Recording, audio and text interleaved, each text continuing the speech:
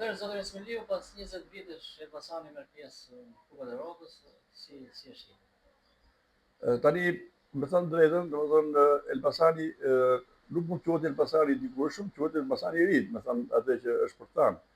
Elbasani e cila fillon nga Aja, ky AF Elbasani, një skuadër e cila fillon nga Aja dhe doli për mendimin tim deri te Zheja në mënyrë të papritur, pa qenë asnjë në idenë, asnjërin nga opinionistët apo nga njerëzit e futbollit. Pra një skuadër që filloi në kategorinë e tretë, një skuadër që doli kampion në këtë kategori, doli nga kampion në kategorinë e dytë, kategorinë e parë, dhe për çudi dhe për fat keq, domethënë dhe për pak, do ditë edhe kampion në superiore. Pra kishte një sukses i madh dhe faktikisht për thënë vërtetën Elbasani domethënë tregoi vlera të jashtëzakonshme, një skuadër e cila tregoi torin futbollit Elbasanës dhe aty shqiptar, një skuadër e cila u përball me të gjitha ekipet e superiores, të cilët kishin një spezë më të gjatë, dhe tregoi që ishte një skuadër që do hitte torin kampionatit. Dhe faktikisht ashtu ndodhi, por tani jemi në një moment tjetër që skuadra domethënë do marrë pjesë edhe në kupat e Europës, në Conference League, një skuadër e cila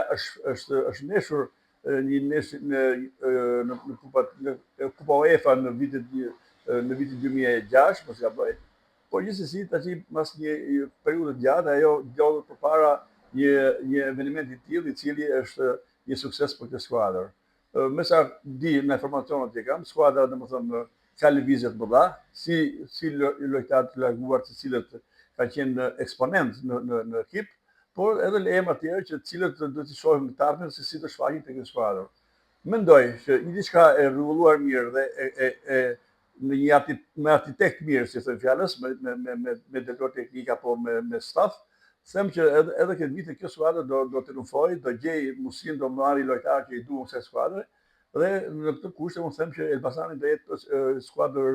elitare dhe skuadër e cila do pretendojë edhe për vitin që vjen.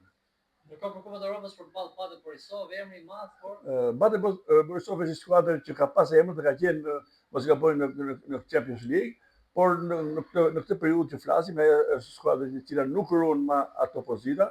dhe në këtë opozita, ose në këto momente ne themi që mund përballet me këtë skuadër, por gjithsesi emri ekziston dhe me thënë vërtetën në futboll emri është një vlerë shtuar. Pra një skuadër ka fanell të rëndë, një skuadër që ka emër në moment të caktuar, sado do të jetë në moment e saj, ajo edhe mund të shprehet. Por gjithsesi ne duhet të shpërthejmë, duhet të tregojmë vlerat, duhet të themi që kemi një skuadër dhe ndërsa jemi në këto pozita, themi që do gjejmë forca për të përballur. Për sezonin e ardhshëm shef sërish një Elbasan pretendent. Unë ashtu mendoj, sepse i punë nisur mirë, sigurisht që vazhdon mirë, deri kur ajo mbaron ciklin e saj. Unë them që mentaliteti që ka hyrë në skuadër, një mentalitet fitues, them që do dominojë edhe këtë vit dhe kam besim edhe te trajneri, i cili me punën e tij po tregon që ka vlera dhe